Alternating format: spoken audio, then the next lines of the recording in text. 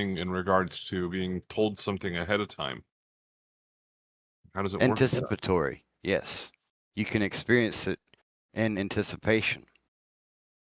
The addicts, like someone that's addicted to cocaine, if they see it getting chopped out, they can already get that fucking high, the anticipatory high. Same with alcoholic and alcohol. When they know they're fixing to get it, they're already feeling better already.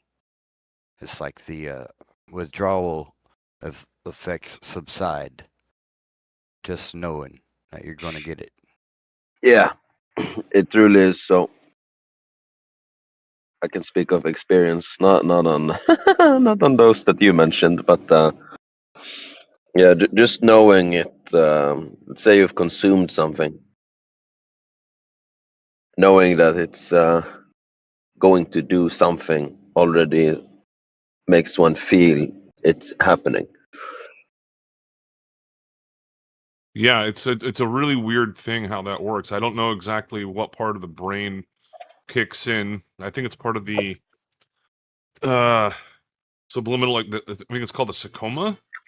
Might be off on that one, but where certain people can go through certain types of situations where they know they're going to be in extraordinary pain, and they can basically force themselves. Their brain can activate something.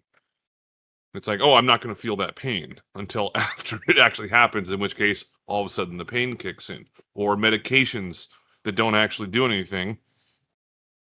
It's part of that psychological, subliminal type of thing. I don't fully understand it. I mean, I think, I don't know if anyone really does. But There's more to this, though. Go ahead. Yeah, sorry, that placebo? No, I was cutting you off, sorry. No, that's all I was going to say. But the placebo effect is a real thing. It has been tested many, many times.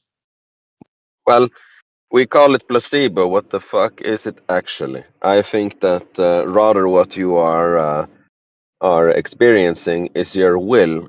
You're actually sort of like this superhero figure who was blasted to bits and then could reorganize himself. I think this is the closest you can actually get to that as what we are. That actually that there is some ability we have to sort of restructure or reorganize ourselves or activate a sort of not necessarily a principle, but perhaps it's more like a state of mind where our body actively now just starts to, let's say, repair itself. This might sound very fringe to some, but I can do this. I'm not always successful with it, and I need to put myself in specific environments, and usually it has to be a lot that has happened in my life that sort of lies as a kind of like baggage. If I've had a lot of time where I did not get to meditate or pass things in myself, you could say, then I can do it quite easily, actually. So is this internal for yourself, or is this just through the power of suggestion, like the placebo? I think placebo is a misnomer, or Okay. like a false identifier that actually reduce it to some kind of absurdity, or it's not the same. It's not placebo. So it's Because it's something you definitely um, you recognize it too when it's happening. It's like a manifestation. Gotcha. Oh, hello, Taylor. Good evening, ma'am. She might be listening. She always has a lot of stuff to include in this kind of stuff, but yeah, the psychology is very interesting. I just had another family get together with my aunt, and I always ask her some really off the wall kind of stuff. And I asked, "Hey, you want to come to Discord one time?" Like, talk. She's like, "What's Discord?" I was like, "Okay, never mind." But yeah, the power of the brain is extraordinary, and there's so many people that like, what do you call it? Neuroplasticity professionals. Yeah, but I think that's a misnomer as well. Neuroplasticity. Can as an explanation to this, sure, yeah. You can experience it in everyday life, you know. Let's say you're at your workplace, something happens that upsets you. You can notice perhaps, you know, it really takes effect on your day, and likely it can do so for a few days or weeks or months, depending on the cause, right? Or maybe you work with some sales or something, you have a customer who's really annoying. And instead of like reorganize yourself and just act hyperbolically as if you are talking with them with respect, putting on this um, learned supposed sympathy or respect character, which is just fake, you can actually do the real thing, which is to sort of concentrate and become self-aware, and then choose, okay, you know, perhaps I am misjudging here or something, and you take a step back and you breathe, and then you re-enter or re-engage, and you can totally become you can totally feel the sensation that I was speaking about earlier. Are you talking about meditation in a sort of an abstract way? There's nothing abstract about it. Okay, well, so it is meditation then. It's meditate. Okay, so let's share what you talk about when you say meditation, or what you connect that to. But if this is meditation, it's not abstract. It's concrete. So you sitting around thinking about things that help you internally, let's say, cope, or I forgot the good English word for this. So sort of Deal like with. deal with. Yes, we can use that as well. Deal with what you have been dealing with, or you know, attempting to deal with in your life up until that moment. That's not something abstract, you know. You having like a, let's call it an internal critique or something. That's not abstract. Or did I misunderstand you? Well, abstract is something that's associated but not directly. It's how do I describe? It's abstract. It's separate but also associated. Unless I'm using that word wrong. But I'm pretty So sure. what's separate? So, okay, let's say that's the definition. Although Okay, that's not. so That's not the, yeah. one of the ways that I can use like a meditation is to play chess. It focuses Yes. my brain in a certain way. Other people E4, can your go, move. E5, and then after that, like I Knight can play F3. chess without looking at the board. So can I. Oh, awesome! So when it comes to other people, they will do yoga and stretching. Some people go and they run marathons, and what it does is it's all of these things are abstract from one another. They're related, but what happens is it does something very similar. And it Yeah, can be I'm following really you dangerous. so far. Okay, a painting or reading books, like, or whatever. I mean, there's a lot of different ways that people can enter this type of a meditative type of a thing. So it's not meditation like a monk that's just sitting there in the lotus form and, you know, doing the whole, I forget what digits of their fingers they use. But at that point, they have to clear their thoughts. I've tried meditating and I can't shut my brain off, so I don't know how that works. I have to Yeah, keep my brain active. It's definitely a skill development, and it takes time. I have Why is used it abstract? many years on building it. Yeah. Yes, but it does. It sounds abstract to the person who is not learned. It's so will anything. Like, for example, you becoming a master swordsman sounds abstract to you until you are well on your way and close to it, or just not this, when you're finally it's not abstract anymore, it's concretely real to you, it's palpable. But so can anything that is not learned, that this by this definition we could say is sort of abstract to you. It's like otherworldly, or feels not real, or it feels too feels like a reach, or it feels like there's distance to a very great extent between you and that thing, although Right, it can just be a skill, right? well, it goes back into the whole placebo thing, where it's the power of suggestion, which is an outside influence, versus having someone, I'm sorry, for you not having an outside influence and just doing it on your own. And everyone's a little bit different in regard, like if I were to say, hey, let's play chess, and I could do that in like in a meditative state. But if I were to go Like run a flow. marathon, it wouldn't work for me. Okay, so we have some words there I think we have to differentiate. So we have Sure. flow, we have presence, we have awareness, we have being in the moment, or the now, and we have focus, and we have even discernment could go in here, and we have being conscious, being aligned, connected,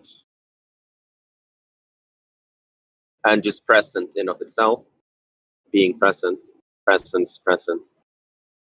So okay, so we have the meditative state, which actually brings you more into every single of those words, pretty much, different ways, because they're synonyms in a way, I would say. So now I'm curious, if you see those synonyms that I use. So I'm going to ask you this: is being present with yourself and your inner struggle and dealing with that, let's say in your thoughts alone, or thoughts and feelings, because I don't understand how you can separate feelings, sensations, and thoughts and those from the thinking, or the awareness, or whatever, whichever is sort of like the word that stands on the top in the hierarchy, if there ever is a hierarchy. Right? No, I Call it the agree with mind you. then, because it's comfortable.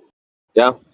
Yeah, I agree with you. But then again, I think that some people can do it in a way that others can't, and it doesn't make sense. It wouldn't make sense to me or you. Of course, no.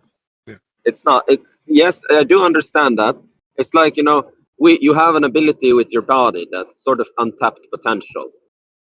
But think of it like a child. He learns to stand up. He learns to walk. He learns to control.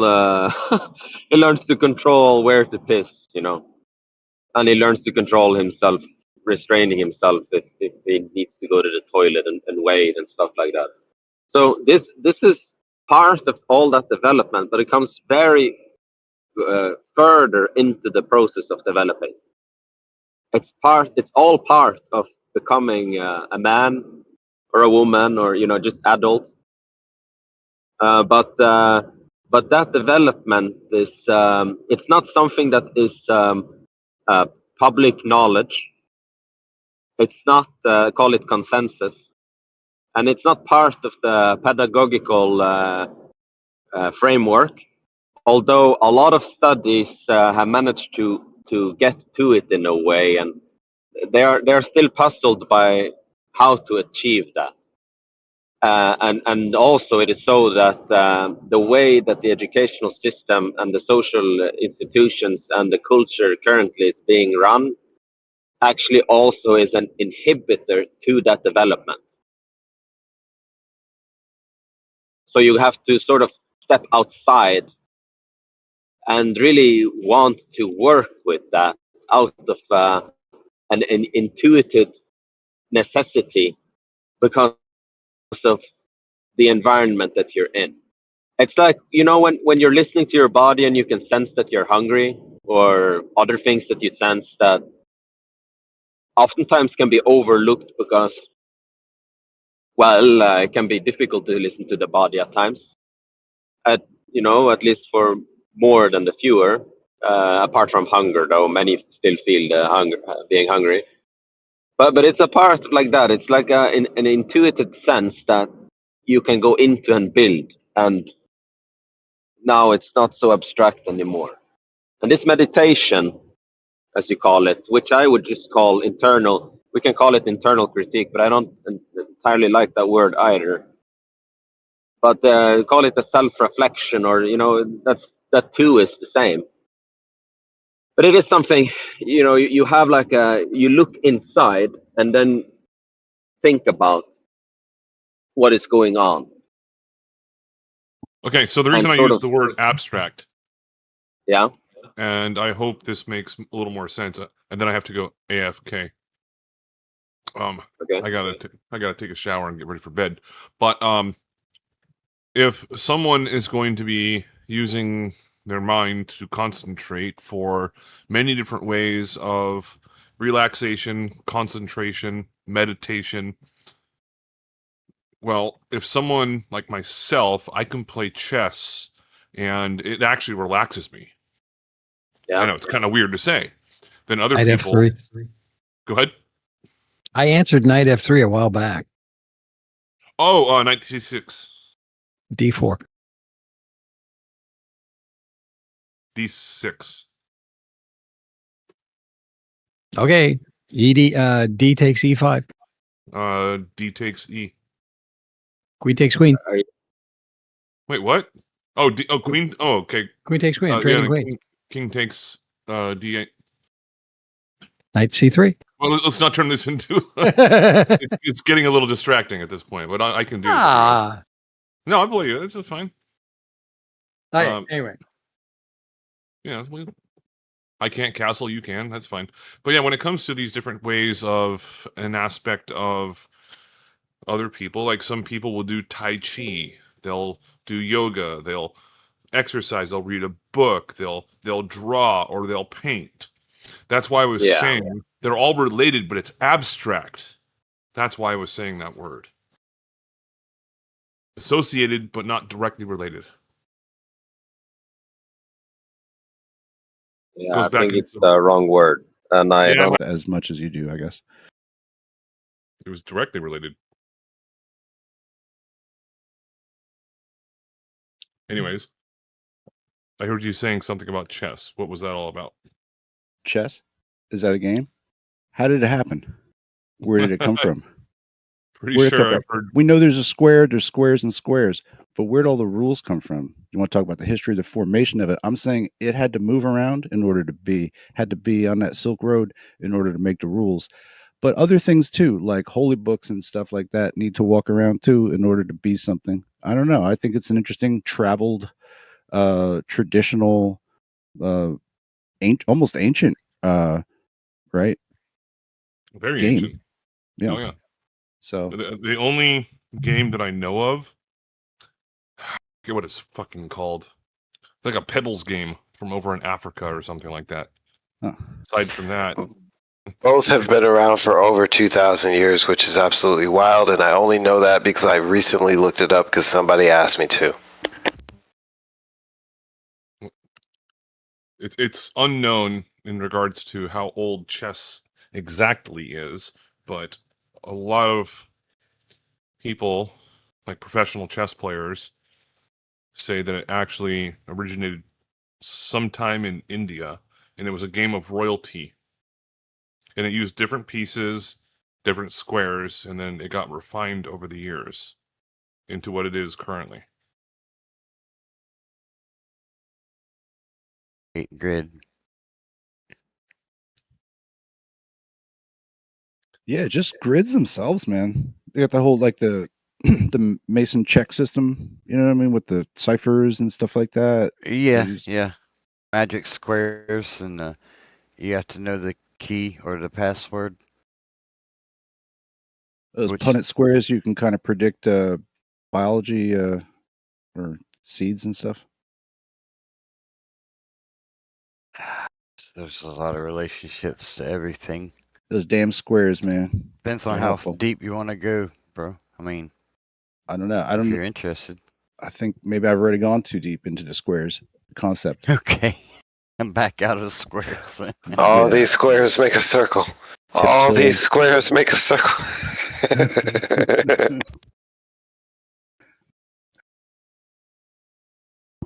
I was in 8th grade. My algebra teacher, he gave us, Mr. Pohl, he gave us a math question, and it had to do with a chessboard. No pieces involved. But he said, okay, if you put a penny on one square, and then 2 pennies on the other square, and then just double it up every single time, what would be the algebraic equation to figure out how many pennies would be on the 64th square? This is why I love chess. Doubling. 1, 2, 4, 8, 16, 32, 64, 1, 6, 512, 1024, No, it's a simple 2048, equation. 4098, I'll 8196. just tell you the answer. Okay. Yeah, it'll take me a while to get there. Okay, it's 2 to the 63rd. Thank you. So that's why one of the reasons I started loving chess, even though in 8th grade I was 14, I was already pretty good, but I didn't know the answer. And then I started learning the mathematics behind it. And then I started learning about how the AI was associated with getting involved with chess. And that's another reason why I still play chess, because people cannot beat chess programs anymore. Nobody can. Unless they cheat. There's chess AIs that can't beat other chess AIs, so that they try to cheat to beat the other. They try to change the rules of the game in order to win. Yes, that's called tcec.com, or is it .org? I always forget. And yeah, it's a ongoing competition, 24 hours a day. No, I'm saying like there was I forget what lab tried to do it, but well, you know how like I guess they want to test the purity of like these AIs. Sometimes they will try to cheat, they'll lie. You know what I mean? If they can't figure something out, and if you give them the command to do something. So some of these AIs which had programmatic like knowledge within them were able to like alter the code of the actual game that the AIs were playing on in order to win. Oh yeah, okay, I see what you're saying, and that's what other people, Levy, what's his name, Levy Rosen or something like that. Anyways, he played against ChatGPT in chess, and he showed you exactly what he was doing, live recorded, and it was just completely breaking the rules of the chess. Like his knight would just hop across the board and take a queen, like a completely non-logical type of a move. But the more you play against it on ChatGPT, the faster it learns about the rules, and all of a sudden you can't beat it anymore. And I think Karo Nakamura has also done that, and I think Magnus Carlsen also did. And yeah, they break the rules at the beginning, but if you're going to be playing against one of these programs that's not ChatGPT, there's no freaking chance at all that anyone's going to beat it.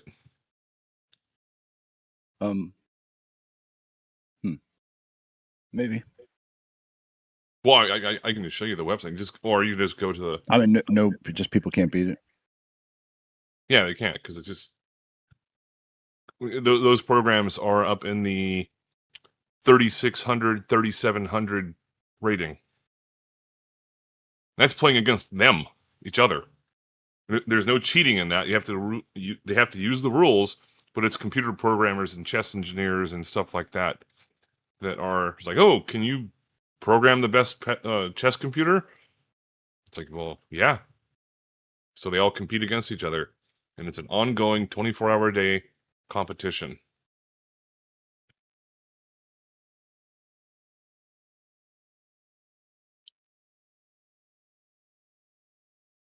checkers got mastered, I think, 20 years ago. Yeah, checkers is like an obsolete game for computers now. For people, it's like, maybe still valid. It's like a little bit more than tic-tac-toe.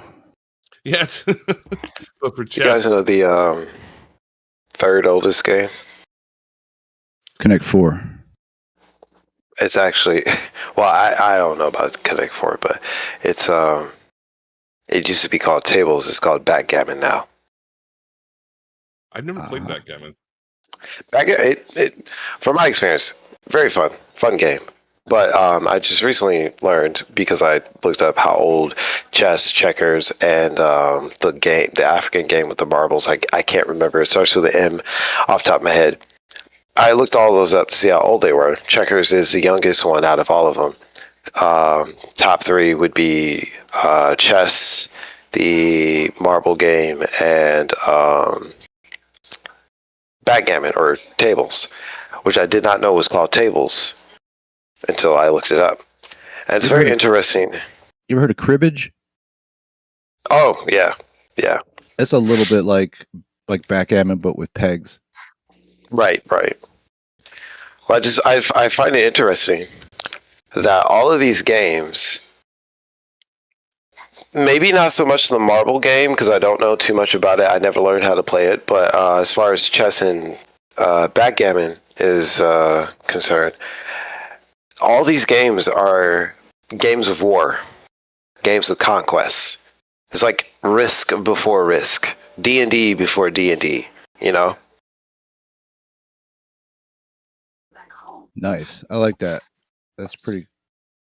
That's I pretty think accurate. that's kind of the That's concept. not a reach.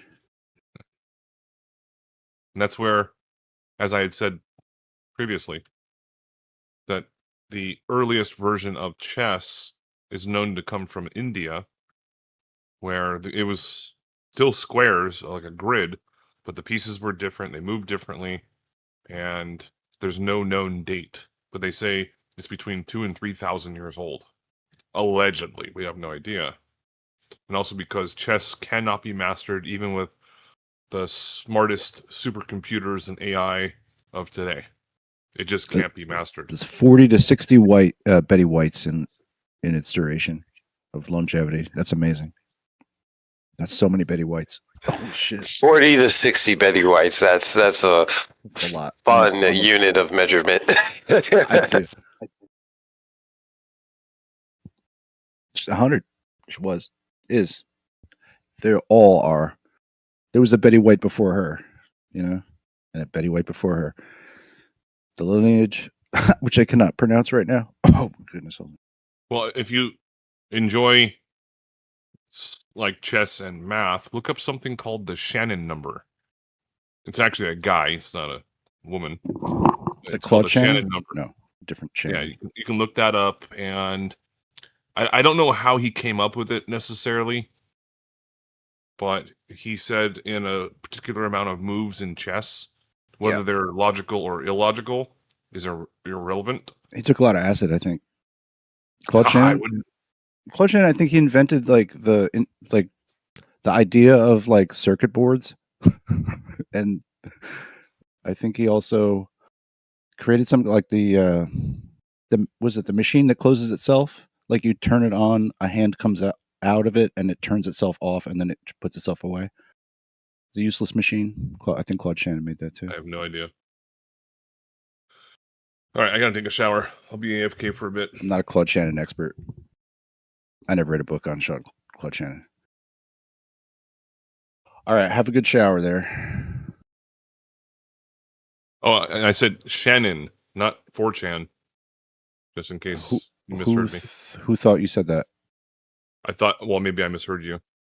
Maybe I just directly fucking addressed Claude Shannon with like 2 points of trivia, and you didn't even know that I responded to you about that. I think there's an over or under to be placed upon the use of Axe body spray after your shower, Andrew. I'm not asking questions. Let's let that be revealed after the shower. Thanks. Okay. Fresh scent. That's kind of odd, but it's just all right. That's cool. You could think about that.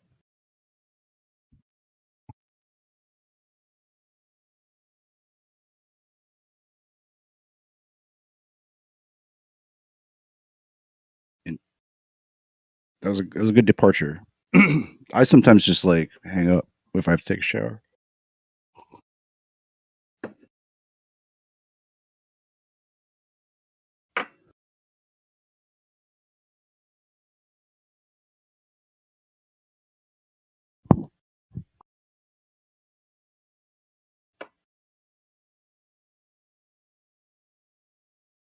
The mighty Claude Shannon.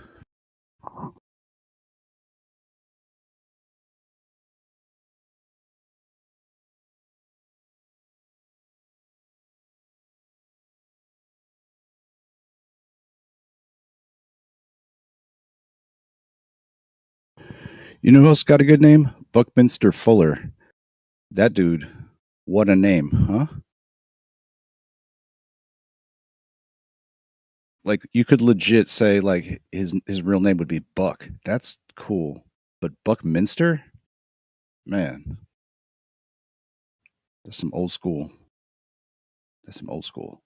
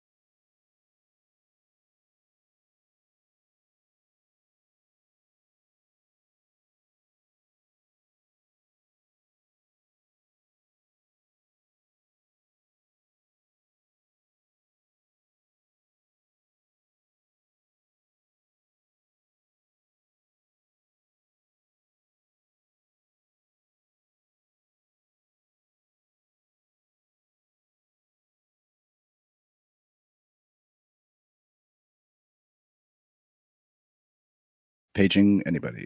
Anybody there?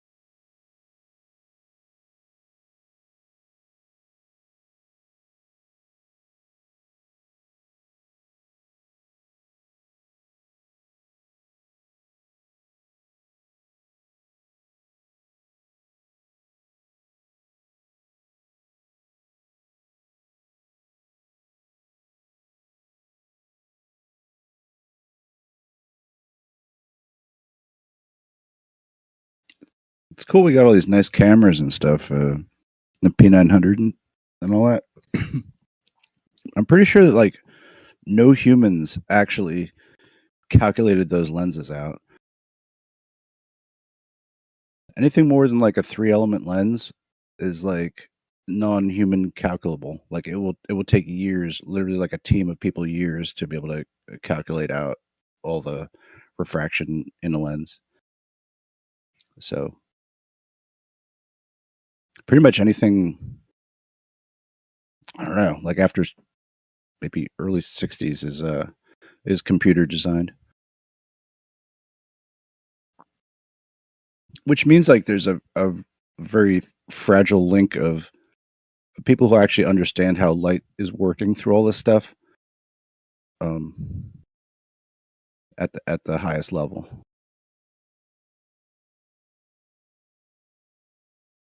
So you could say like AI has affected the optics industry for a long time. But if AI is just like training on other data sets, then it really isn't anything that we should call AI. It's just a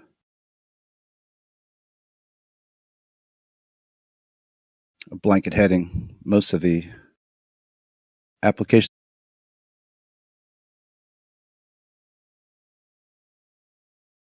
of AI are just based on training data to make something easier.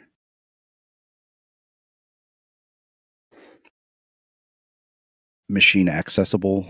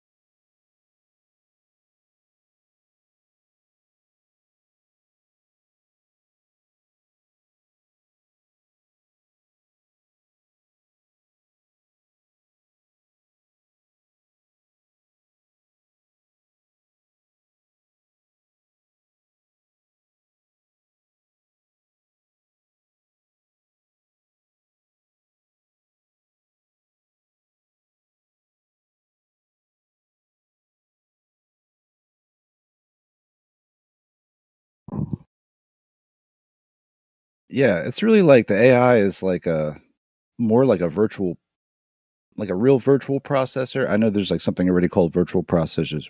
Like if you break up like what a processor function is, it's called a virtual processor. But like a highly tuned AI, it's capable of just like actually doing something and not goofing around. Something that's trained on real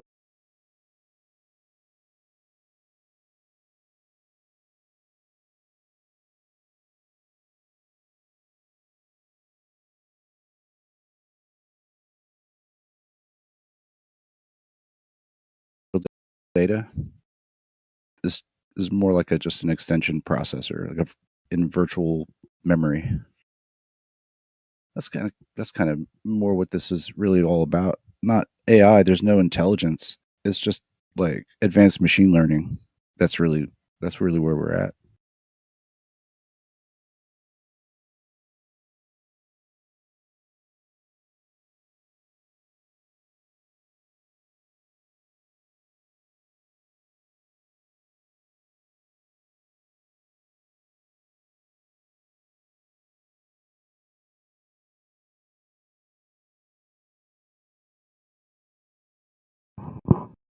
What up, Jay Hippie? What up, Rick? You there? What's going on? Anybody around?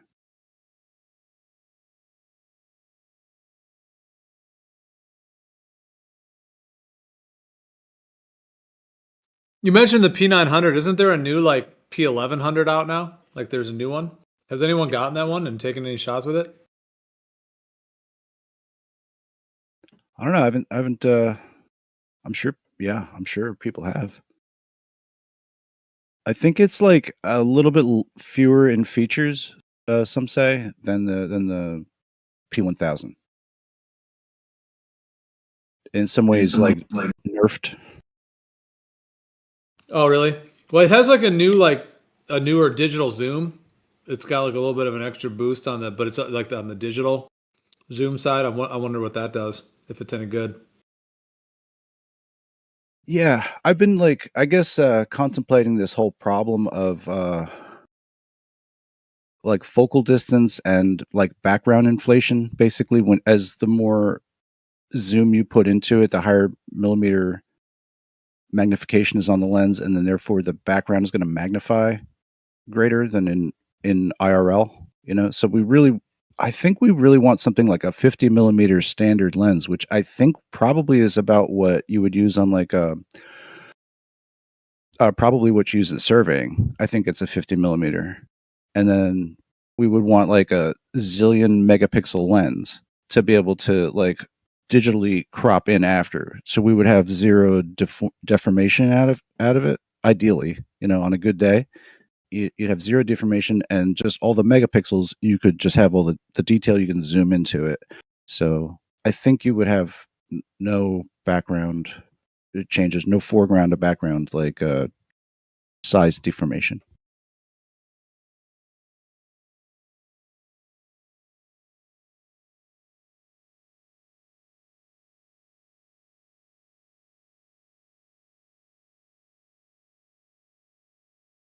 You know what I mean? Like if somebody's trying, like they're measuring the black swan, or like because it's zoomed in, that black swan, like the whatever the background, the furthest back thing is going to be basically smushed into the nearest thing that you can see, which is, so those two oil rigs probably appear closer than they are in actuality because of compression due to like what might be like a 200 millimeter lens, let's say. Whereas if it was on a 50, they would appear to be further away. But we also wouldn't be able to see them on a normal camera because of the mega. So it was like a P900 is like a 12 megapixel sensor or something, maybe.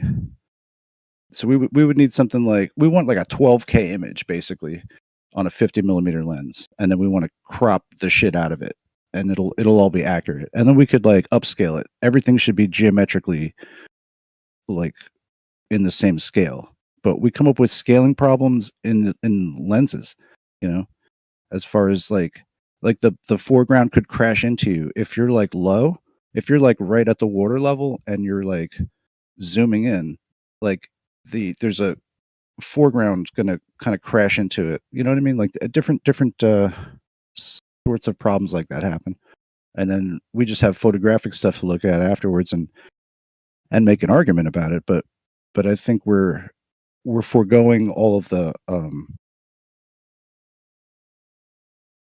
realities of actually like what photography entails, and yeah.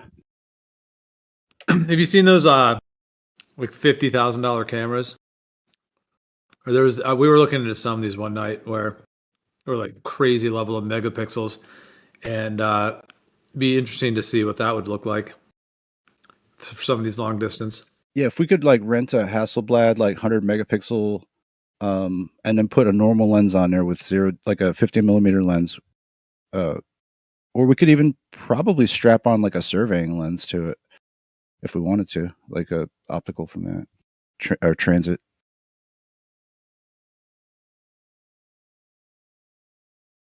Right. I mean, isn't that the whole problem? Like, look, we should be using, if it's sighting on these instruments and theodolites is the whole deal, then how do, like, surveyors don't use P900s?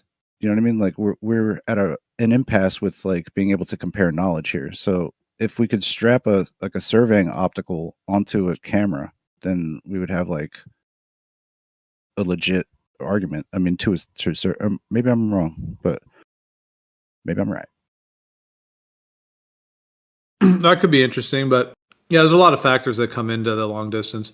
We really need to measure the claimed path of light and just measure the Earth tangibly. But if you can measure the claimed path of light with the Earth and then compare them, that would give more clarity to some of these distortion effects. If the Runyan Wang thing is correct about the preferential speed of light, do you think you could prove that you could only see a certain distance one way or the other. Actually, no, that wouldn't prove anything. It could just be atmosphere.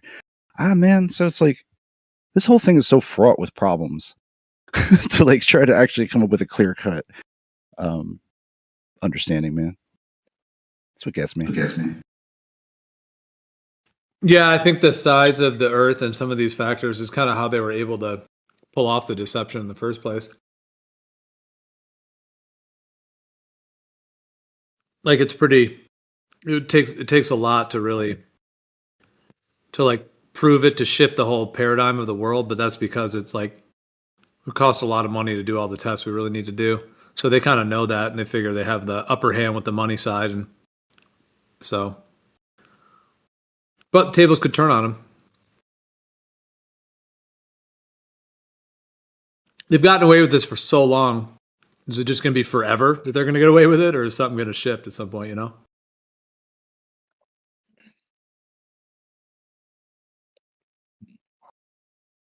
It's like we need to prove it to Roohif's satisfaction for Roohif, so we can save him. So he doesn't have to go to the mental ward. You there, Roohif? I'm trying to call you out. Yeah, I heard you. What? I heard you. By the way, I'm not saying he should go to a mental ward. He has said that he thinks he would go to a mental ward if the Earth is flat, right? So I'm not. Yeah. I'm steel manning what your claim is, but we gotta save you, so you don't have to go to the mental ward. You can be happy and live on a flat Earth. Yeah.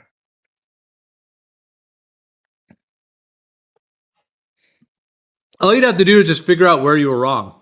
Oh, I was wrong on this, this, and that. All right, then move on with the right info. You know.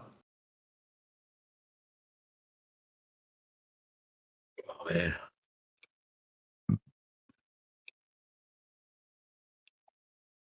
Oh yeah. I mean, it seems like most of your reasons for thinking it's a globe has to do with refraction, right? It's kind of like most, like, I don't know. Do you argue any other topics? Sure.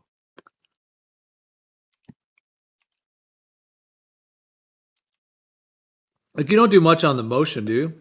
Like Foucault's pendulum and all that stuff. You get into that? Not really. Yeah. Weight change with latitude. You like that one? I do.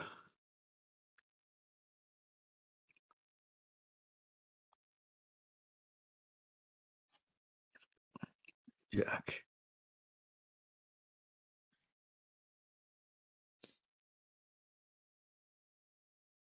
How long do you think you can make a straight line with a left or right straight line and have it be accurate? Like throw away your compass. Throw away the compass. We were talking about this earlier. Throw away the compass. Don't look at the stars, just to be able to go straight and keep going straight. Because we were talking about the equator to measure, the straightness of the equator, for example. No idea. You think it's even possible? I think to verify that you've got a straight line, you need an optical device of some description.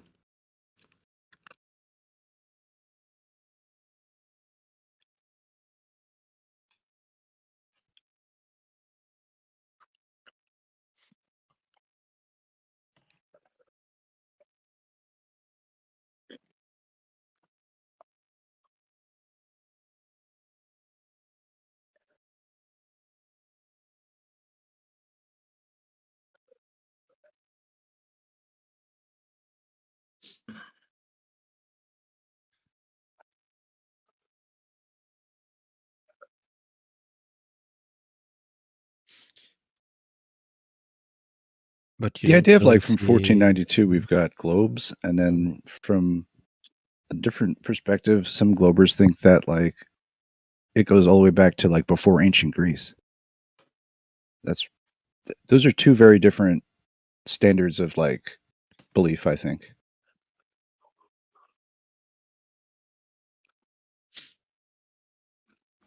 You think there's enough globe between ancient Greeks and 1492? Is that what you're saying? Doesn't seem like it. A big open gap in the Glob history. In the Glob history, yeah. Not the Muslim Arabs? What were they doing? Alberoni. I forget the other guy's name. Flat.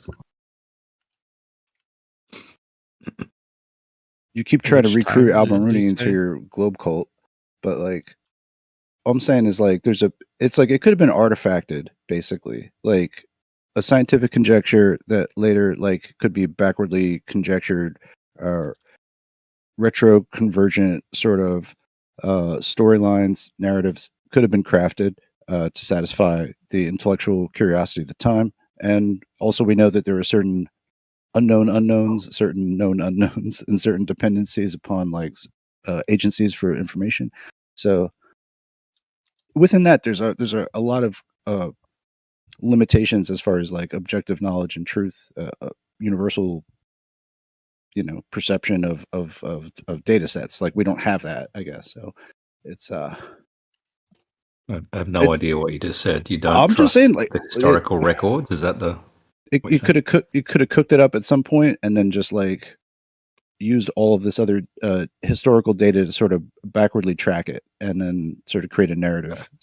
You know what I'm saying? Could have destroyed a lot as well, right?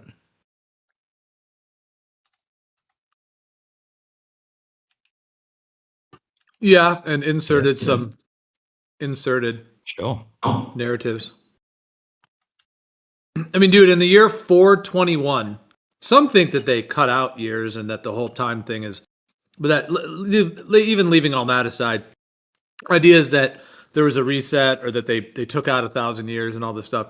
But even leaving all those theories out, in the year 432, how many people do you think on the Earth thought it was a globe in that year? As people that had a informed opinion, or just the general populace? Just anyone. Just everyone. No idea.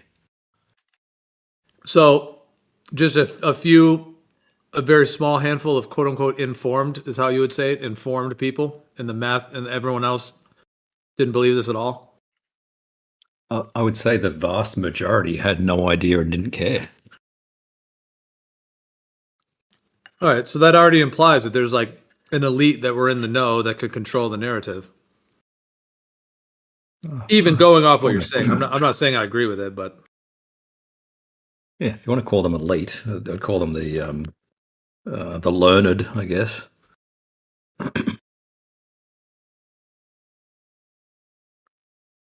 Fuck. And with no equipment significant back then. Well, they sticks in the ground. What did they have? What auto levels. Astrolabes. You know, auto level. Well, basically, yeah. Basically, one, sure. So if they could quote unquote figure it out with such simple tools, why can't you convince anyone in this community? I'm not trying to rag on you, but why can't you convince anyone it's a globe if they could do it back then, quote unquote, so easily? Because you're conspiracy nutters. Isn't that obvious?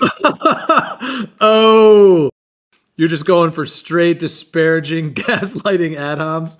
That's your not an ad hom.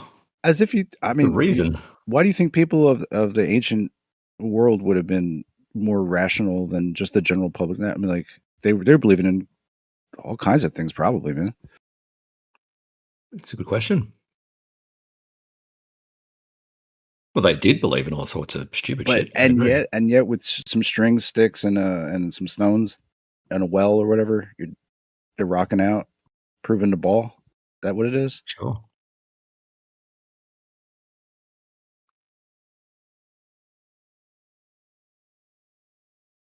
Proving balls. They're waking up in the hot sun, no technology, nothing. They're like, I think I'm going to prove the ball today. I'm going to prove this big ball right here. We have no idea how everything's sticking to it or why it's flying through.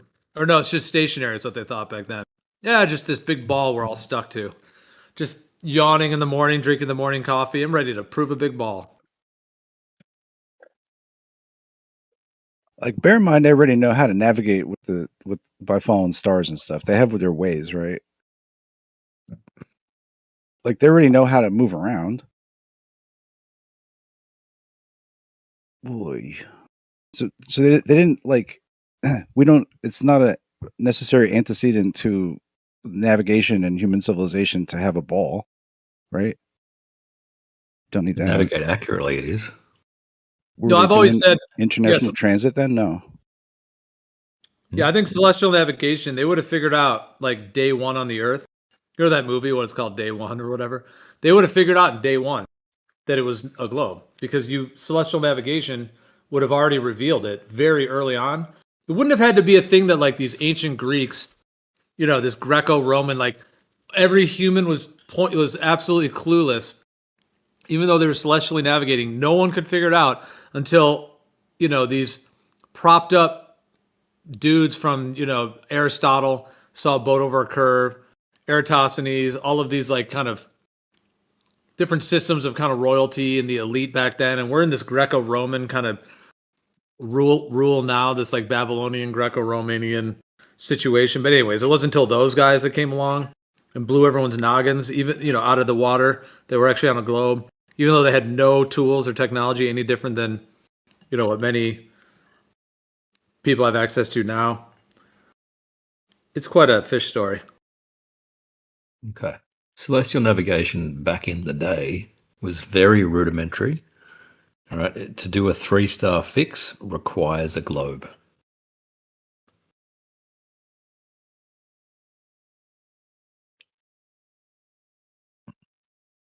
Prove me wrong, as they say.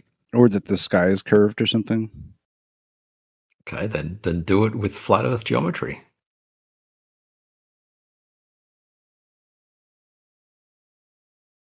It's just reversing the curve point. So reverse it to the point of projection. Show me how this curved sky works and use a flat plane as your Earth.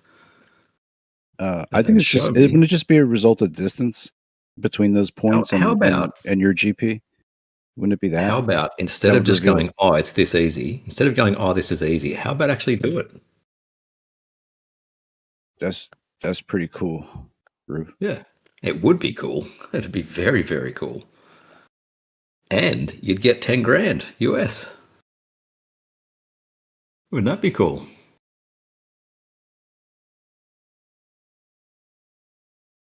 Man. Is there like an organic version of you without all the poisonous chemicals? Is there an organic version of you that you could conjure? I don't know what that means. About the artificial flavoring? Still don't know what that means.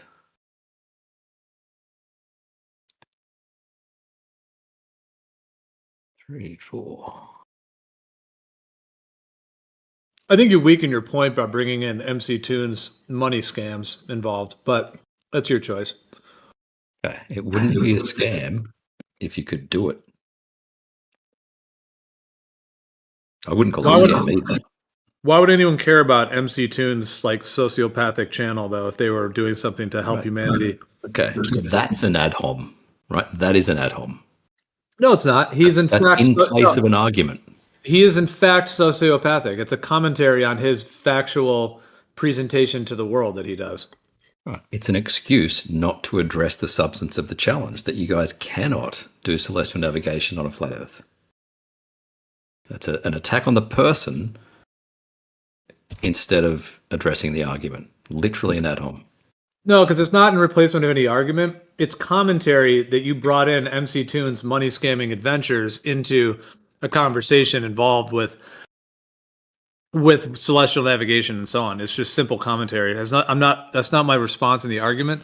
My response in the argument is that in order to do that, you would have to have the map of the Earth, of the correct Earth. Right. You're given a map of the globe. Technically you don't. And you're given a system. Yes, you do.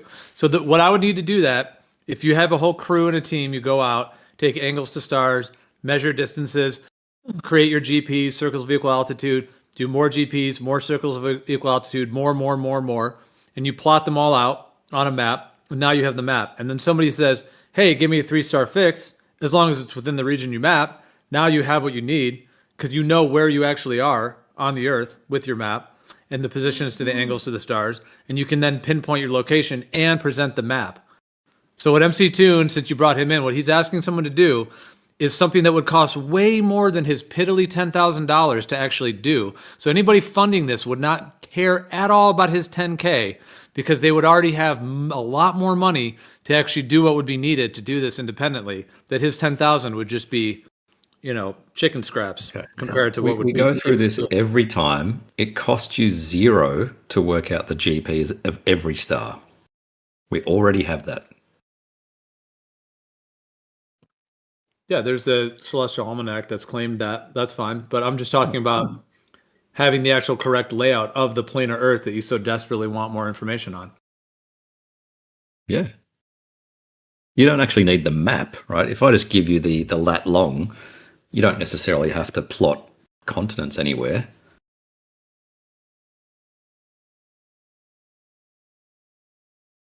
I mean, it would be great, but I know you won't.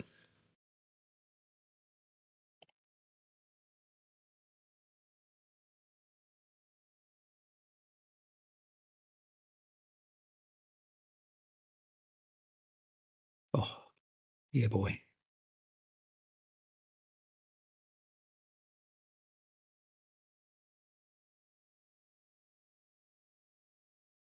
Well, I mean, we share the same adventure. We're both wanting more information on how the Earth's not a globe. So, I mean, you're on board. You just have an oppositional perspective, but I mean, you want the same outcome for more information, more tests, more data. Are you doing anything to discover the truth, or quote unquote truth? Or are you putting up obstacles like it's going to cost too much?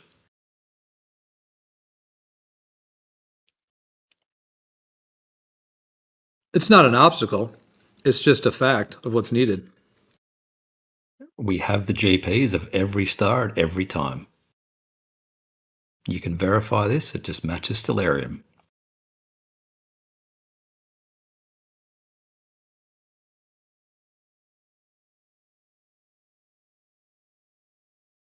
That's fine. That's only one part of it. You need to know how those GPs are laid out on the Earth and their coordinates, whether they're on a curved baseline, as it were, or on a planar surface. And then for your 3-star fix, you have to use your positions in order to acquire that. Yeah. Right. So we have the GPs. What's the next step?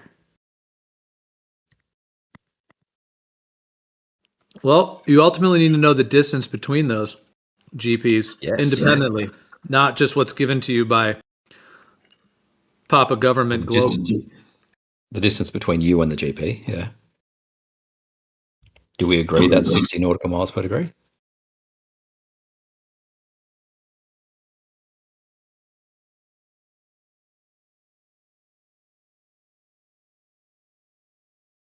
Is that 60 nautical miles per degree? I mean, I haven't independently measured every single degree. Neither has you or anyone, it seems like, can really present that. But that is the claim, yeah. Right. I've never seen anyone show through the whole spectrum that it remains that, but the fact that it works, the fact that you get a position with a 3-star fix is verification of it. Oh, shit.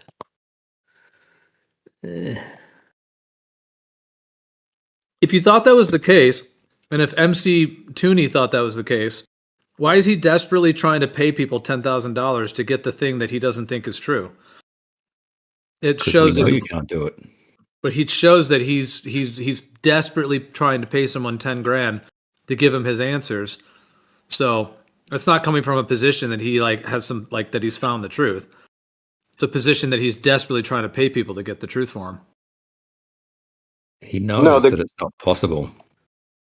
Well, he's desperately trying to get somebody not using Globe math to do it.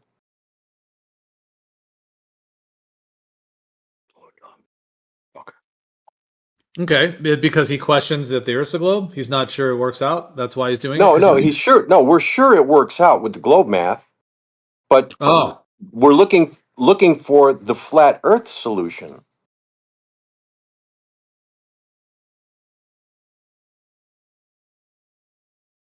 Okay. So you think there is a solution? You're just searching for it? Well, if you could bring it, because no, I don't think there's a flat Earth solution. And if you could prove us wrong, you could take this $10,000. I would never take a penny from that guy, no matter what.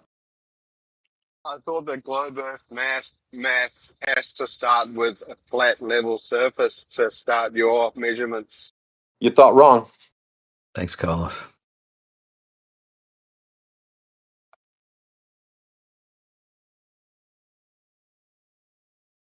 Wait, what did he say? His mic was kind of muffled.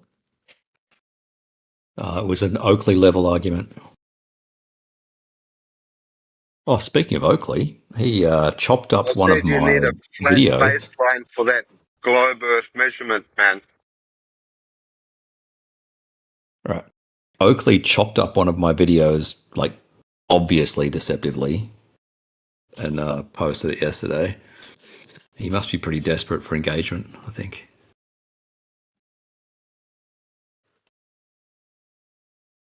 Oh, Yeah, someone a few weeks ago, someone sent me, I guess QE was doing a bunch of Earth Awakenings review videos, or he's going through our videos and commenting for hours and hours. I think it was one that like Witsit and other whole debate on here. I think he takes them from a new perspective. You know, he cuts out clips.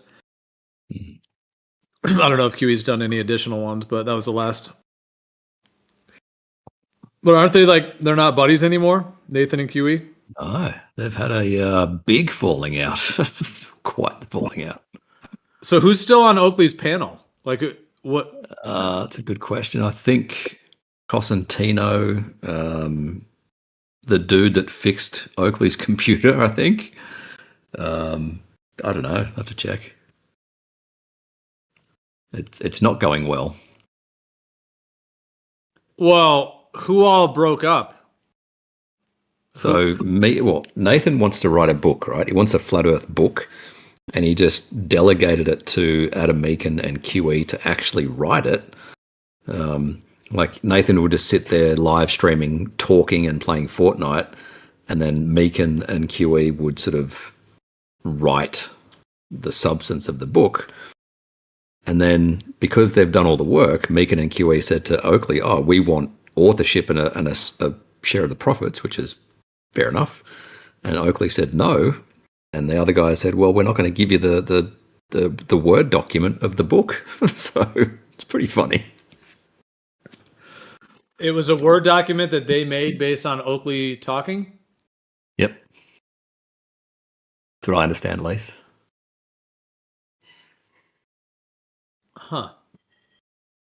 Okay, that's kind of what I'd heard, but I didn't quite know it was from him talking. But Yeah, it's at minimum a 3-person collaboration. So there should be 3 people on the title. Fuck. so who all broke away? It's QE and Adam Meakin were the ones who did the compilation in the Word document? Yeah. I don't know where Brian's logic stands. I have no idea. Who else is there? About Eli. Look at his. Eli comes here, doesn't he? Sometimes. He hasn't been here in a little bit, but yeah, here and there. Right. Let me have a look. See who's on the panel. Is he still doing his show? I assume so. All right, 2 days ago.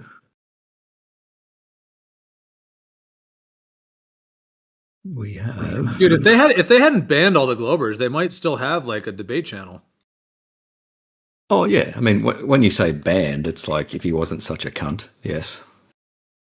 All right, so Neil Cosentino, refracted curvature, and his computer friend. 2 days ago. And that's all that's on the panel? And One Deck on this Arthur B. Flat, who I have no idea. One Deck's on there as well. One Deck comes here occasionally, doesn't he? Yeah. Let's go 8 days ago. Sensual Goat, who keeps his show alive by super chatting. Eli Freeman, yep, is there. One Deck.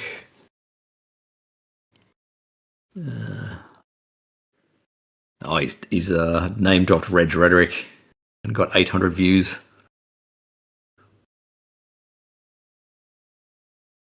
Was this just on Nathan Oakley 1980 channel? Yes. Yep. And you said he just did a video on you? On me, yeah. Is it a short? Hang on, where is it?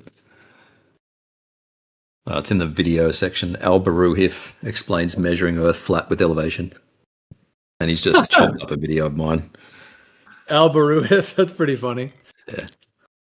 Yeah.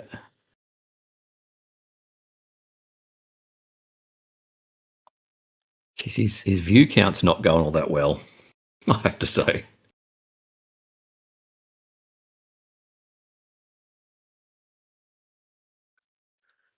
He name dropped Dave Weiss, got 1.3 thousand views, but apart from that, it's like, I don't know, 700-800, something like that. Get a real job. Stop fucking. Oh, sorry. Hang on, let me sort out this puppy dog. Back a minute. I was just saying that they've just kind of separated themselves from so many people. Like, you know, so it's just going to get less kind of coverage if you do that.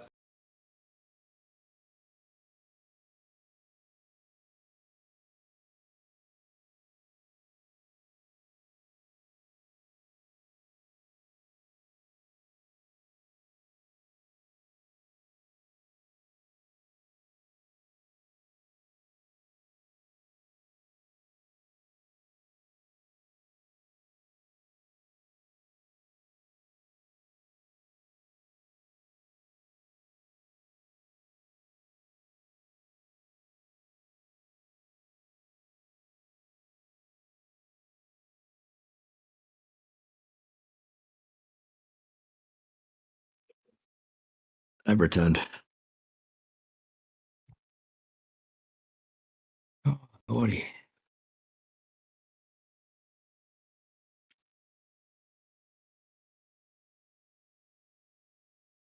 Fuck. Where were we? Well, we're talking about celestial navigation, and then you brought up Nathan Oakley. All right. He's a cunt. Well, he's not here. Let's not talk about people like that when they're not here. But remember he used to come here? He came here a few times. Before I host the show. Yeah. Yeah, he came here maybe 5, 6, 7 times. I don't know. He came here a handful of times. All right. Somebody asked the other day, since you brought up Nathan Oakley, or what is like their take on TFE? Somebody asked that. Do they have no idea?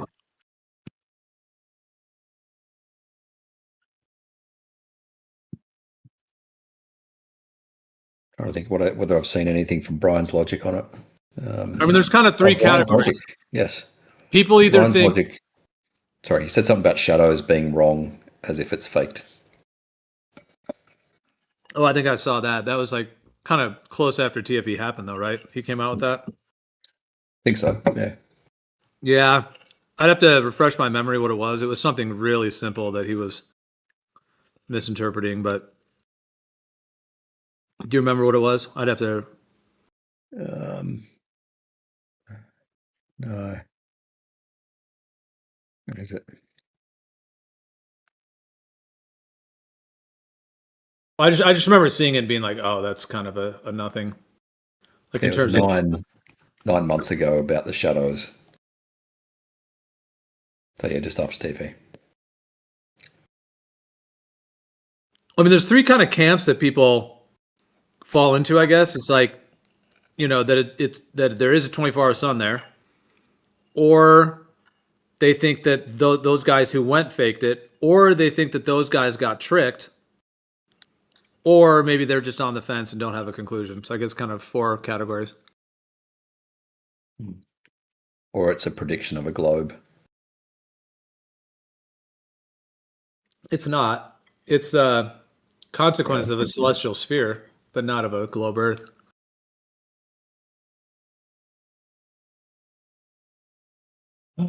Already, as soon as you say that there is a celestial sphere, it means that there are stars in all directions, which is not possible when the Earth is flat because it blocks half of that sphere. No, So I you don't could think say it's, I don't it's think an it's a hemisphere. sphere. No, I don't think it's a sphere. If you look at this image in chat, on the vertical wall there, that's a stereographic projection of the spherical coordinates onto a flat wall. So you can have that be the ceiling, which essentially is what the ceiling is. You have two massive rotations in a straight line at the equator, which is what an electric field is as well. So that you can refer to that as a celestial sphere. It could still be a flat plane of stars, but if they're organized in that two-pole manner with the coordinates, it could be referred to as a celestial sphere. It doesn't mean that it actually is a sphere that goes all the way around you. So there is a plane of stars above us. Why can't I see Polaris? Man, I'm getting tired of myself, Gio. Tired of hearing myself. I hear you, man. It's got to be tough to be in your position, dude. Yeah. I mean, it's tough for us because like we don't have at the moment all of the, research teams and everything ready to go, but at least there's like the promise and sticking with it that on the kind of general R side, if I were to call it that. But yeah, I mean, with you guys, you're just like, I don't know. It's got to be tough. I hear you. Yeah. Oh, shit.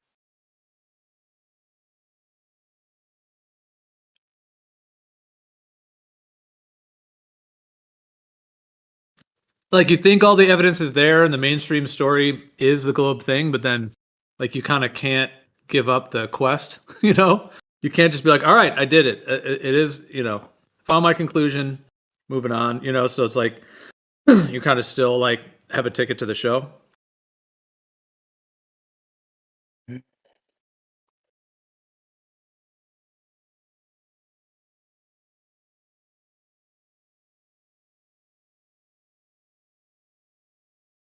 What was the last thing you said? Oh, you can't see Polaris because it's too far away. Yeah, you can only see. I mean, if the distance from the equator to the North Pole is 6,210 miles, the way that is claimed, then you can't see past 6,210 miles on the plane of the Earth. So, which makes sense. Like, well, there's like the 24,000 mile claim distance, and so half of that's 12, 6 and 6 both ways, kind of thing. So it does kind of seem to fit that. And then the Globe claims that you're seeing half the ball, 12,000, 6,000 mile radius, 12,000 mile diameter, kind of rough numbers. So, yeah, you can't see forever. It would be great if there was some geometry to back that up. Like just make up a random height for Polaris and tell me why you don't see it at that angle.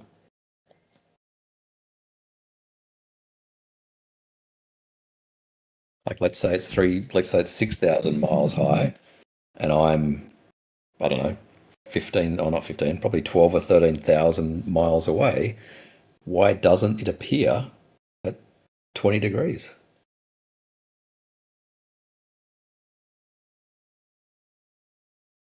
And that's how we do things like trees and stuff and buildings. Yeah, but why would you assume that a star is a tree? A star is not a tree, though. Right, but you're claiming a whole new geometry. No, it's not new. It's just a limited range at which you can see. Why is that new? I mean, if you were in a warehouse, a massive warehouse that was like thousands of miles long in every direction, you wouldn't be able to see the light. If you had what is Jaron? Jaron is saying Home Depot or a Costco. You guys have Costco's in Australia? We have 2 or 3, I think. All right, well, if you were in a massive Costco or a Home Depot, whatever you prefer, that was the size of the United States, and the ceiling was, 50 feet high or something. If you were in like New York, you wouldn't be able to see the lights on the ceiling in LA. No way. Even if it was perfectly flat, massive warehouse, you wouldn't even be able to see that far at all. So if there's a light in the 50-foot warehouse above Los Angeles and you're sitting in New York, you're not going to see that light. So let's bring it back to the northern hemisphere. Let's say I'm 5,000 miles from the North Pole and Polaris is 5,000 miles up, why don't I see it at 45 degrees?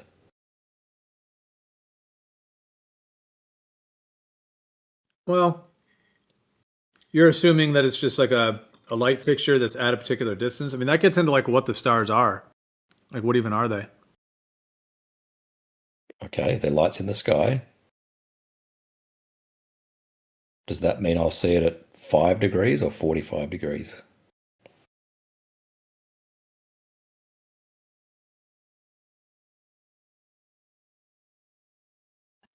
From where? I'm not really following the scenario. 10 degrees north. 10 degrees north, right? So I'll see Polaris at 10 degrees. Okay. Cool. But I'm actually like 5,000 miles from the equator. From the pole, sorry.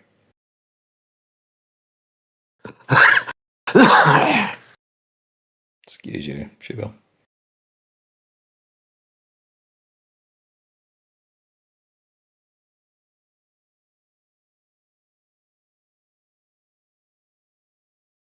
Okay, so what height does that put it at, you're saying? Oh, I don't know, 1,000 miles, something like that. And we can do the geometry if you want.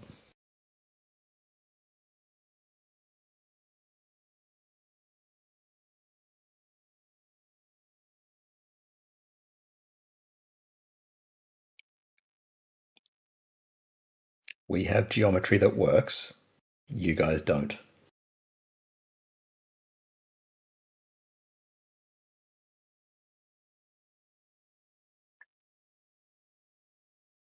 Well, is there anything that you can see tangible here on Earth 1,000 miles away? Just one thing? I don't think so. Well, No. sorry, So, on I Earth, mean, no. why J Pollen couldn't does. Polaris be 1,000 miles then? You have nothing to compare 1,000 miles, what that looks like. You don't know what 1,000 miles of observing something actually looks like, do you? So how can you I have compare it? principles. I have principles of geometry that work.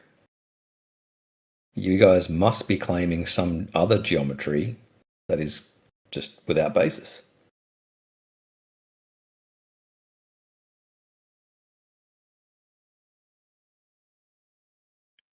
I'm not saying I believe it's 1,000 miles. I'm just saying.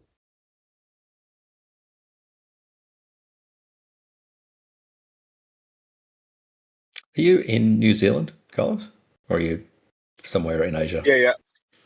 In Yeah. Auckland. How about you and I parallax the moon? I'm in Sydney. I don't have a camera Oh, or a theodolite. no, you don't need one, just a camera. I've got a Samsung phone. That's no good.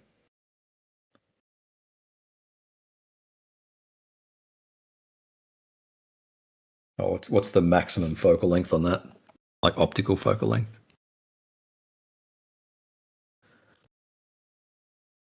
But there's like a one thing that I think about trying to observe and work out where we are by looking at angles to the stars. Because there's no evidence enough for me to tell me what those stars actually are and how far away they are. It's all too many assumptions involved. Well, we can figure out how close the moon is or how far away the moon is if you get yourself a camera. Well, you think you can. Yeah, you think you can. Okay. All right. The moon could be a hologram for all you know. All right. I actually put out a video tonight for the first time in a couple of months. The moon does change in angular size over the course of a few hours. The sun does not. Let me stick it in the chat.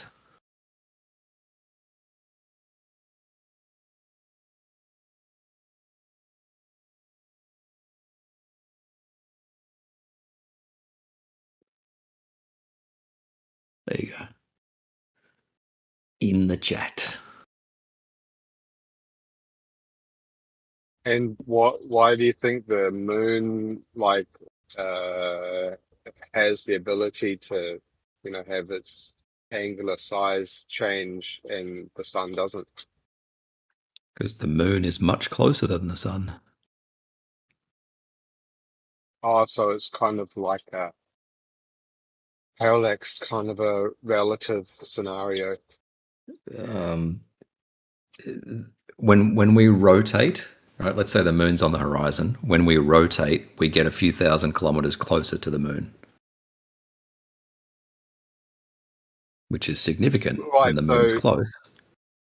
So when the sun gets closer and further, it's still worked out on percentage, right? On the percentage.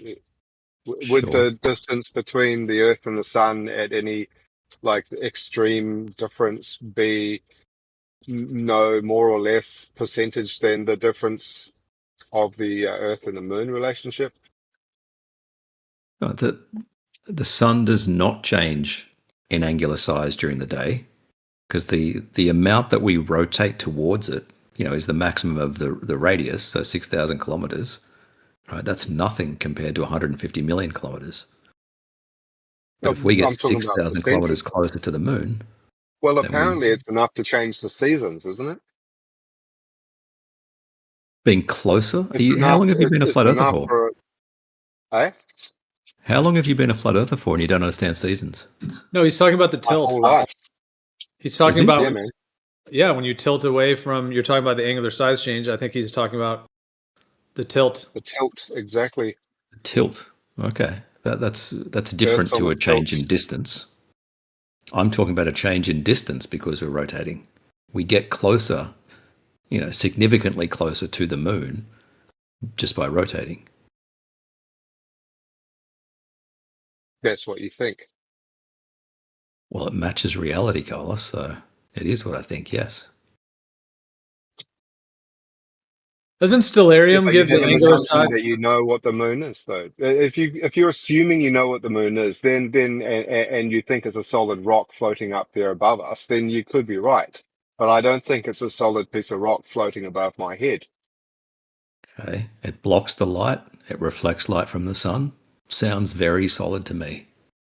It has things that look like craters on them.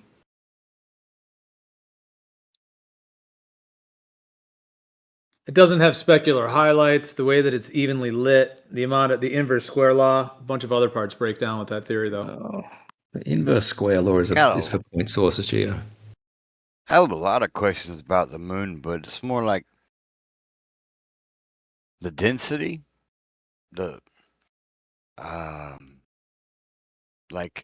if we follow along with NASA, ESA, Russian Space Agency, and others, it rings like a bell,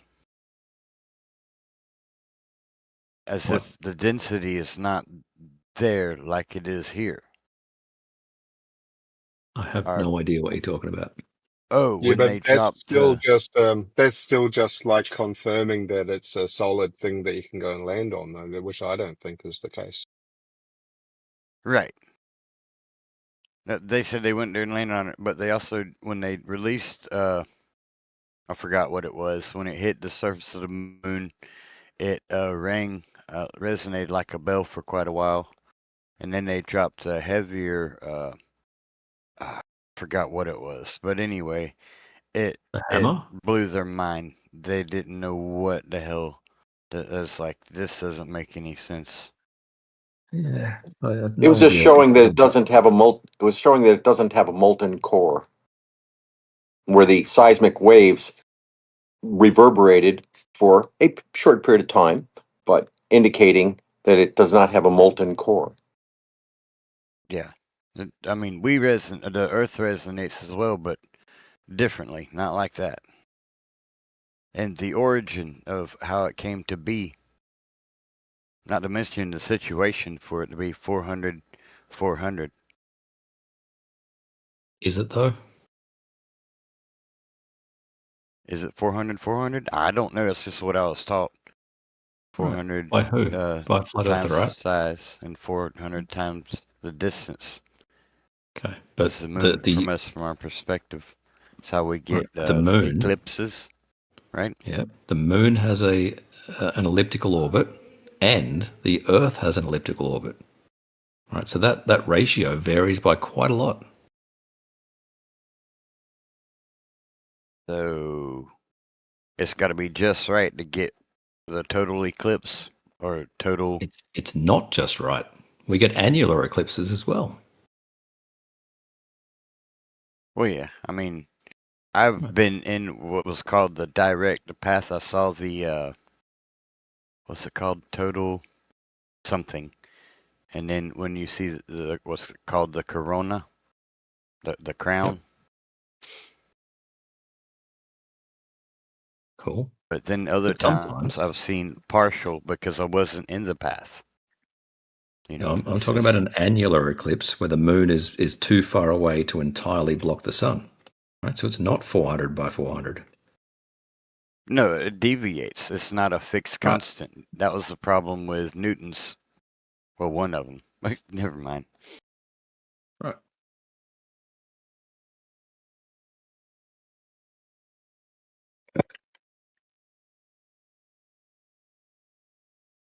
But yeah, that's a pretty dang. The situation, but I would call it a harmonic of perspective, from our perspective, for it to appear to be the same size from our perspective. Approximately the same size with about a 15% margin of error, sure. Yeah. And for the foreseeable, 550 million more years? I have no idea. But the range throughout the year between the Earth and the Sun varies by up to 15%. I don't think that's a coincidence. I don't think it's a special thing.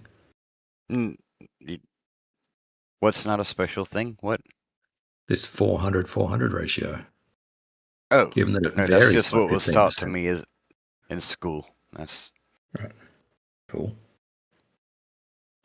But yeah, there's a lot more going on than what's taught to me in school, obviously.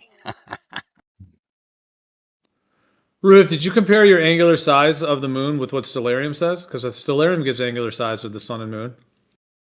It does, but it wasn't a 100% full moon, so I measured to the edge of the shadow, which will probably be a tiny bit less. Oh, so you did this yourself? Did you compare with your results to what Stellarium gives? No, but I know that mine would be not the same because the Stellarium figure is using the entire size of the moon. I'm just doing to what I can see.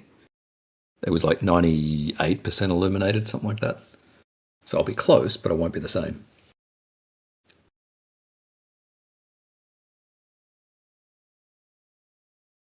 There's a tiny bit of shadow. You got any idea or guess, whatever, I guess, conjecture of how the moon came to be in the orbit like it is now? No. That one's always, man, I can't, yeah, that's been one I can't fathom. It would be a good idea to perhaps concentrate on the easier things, like the distance to the moon, whether it's solid, that sort of thing. Well, from our observation, we got a wobble and then an inner wobble, evidently every 8.5 years. You familiar with that? The Earth rotating. Of the moon? No, I only know about one wobble of the Earth, and that's precession of the equinoxes. I know there are other ones, but I don't know what they are. Okay. Yeah. Well, it's also speculation. It's not. Sure. I don't know how to word this yet. We haven't literally evaluated it, but best guesstimates. Your questioning reminds me of before 2015, like the Art Bell radio station. That's the type of questions that you'd be putting forth back in the day. Well, like at least maybe 15 years ago, right? Yeah. Well, okay. I'm old. Sorry. Maybe No, that's no, it's good. It's nostalgia. It reminds me of when we used to talk about, like, on that show, the Hollow Earth and all these other things before Flat Earth Well, came into there's a lot of consciousness of the people. there's a lot of anomalous things that it just doesn't resonate with me. It doesn't mean that it's wrong or right or anything. I just question it. I don't think there's anything wrong with questioning. As a matter of fact, if you don't question, kind of quest are you on? Just Yeah, no, it's follow, good. It's healthy. know? It's healthy. Yeah. Well, yeah, I believe it is. But I've But been you gotta stop and think for a second. Are you being like, do you have any assumptions that are backing up that question? And if you have some assumptions, then you need to work a on those little assumptions bit. I first. think because of what I was read in NASA's papers about the heavier materials being on the surface of the moon and that being an oddity as opposed to how it's found here. Mhm.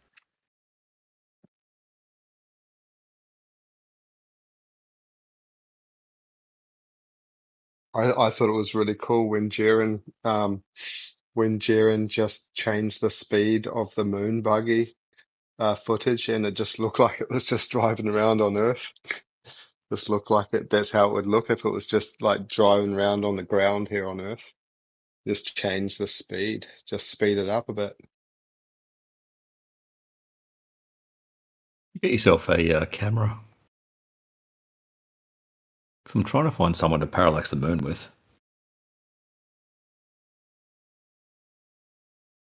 Well, something I did a while back was some friends I had all over the world. We were communicating about this, and we were like, well, how can we, little bitty us's, evaluate any damn thing? But communicating with people around the world, we got to think, well, hell, let's just look up. You're going to be daytime and I'm going to be nighttime or whatever, like depending on where you're at. Like if you're in Australia or New Zealand, then you're my tomorrow. You know what I mean? Or actually, no, today. Okay, never mind. But anyway, a lot of times you'll be my tomorrow. And, but anyway, the best we could figure out, it's something's going on and something is definitely moving. And, there's a lot that really, really puts a lot of, what am I looking for? Data, I guess you would call it, where it looks like we are on something similar to a ball. But that's just from trying to communicate with people abroad and have them look up and say, what do you see? And you look up and what do you see if you both have a nighttime at the same time? Mm-hmm. And we established that we saw completely different things from different places You know around the world. what would be really cool to confirm that is, like, how you can do a video call, right? To someone who's on, Yeah, if it was a ball, nowadays. Yeah. whatever the opposite side, what's the opposite side to where you are? Like, what's a country pretty much opposite to where you are? I don't Okay, recall. just pick Africa. Just pick Africa. Africa's kind of like over there. And then you can do a video call with that person, right? And you can know what they're doing exactly. You can see them. And then you have two 2 points from like what they say is in space, and to show the same footage of you at the same time from two different spots, right? Yeah. And Yep. showing the ball at the same time, like far enough away so that they can actually capture on video the ball of the earth and see you and see the other person that you're talking with. And I Well, think yeah, that that's might be some something type of it. back in the day, man. It wasn't that big of a deal, right? It was just us asking questions. It's like, okay, yeah, I agree. That, we need a little more. What's it called? Closure on some subjects, you know, and it's going to be up to us because there's a lot of stuff that I was misled to believe. And, you know, I recognize, well, fuck, you know, they're lying about that. What the hell else is, you know, incorrect or incomplete, you know? So I can see why everybody's been questioning a lot, especially over the past decade and a half, you know? It's really, everything's been super fucked. And everybody's like, oh, well, can't trust this. Can't trust, oh, that was an authoritative figure in the field. Oh, God, you know, so I get why a lot of question and doubt enters people's mind. And that's why there should be some type of resolution or recognize that there's no way to resolve it, you know.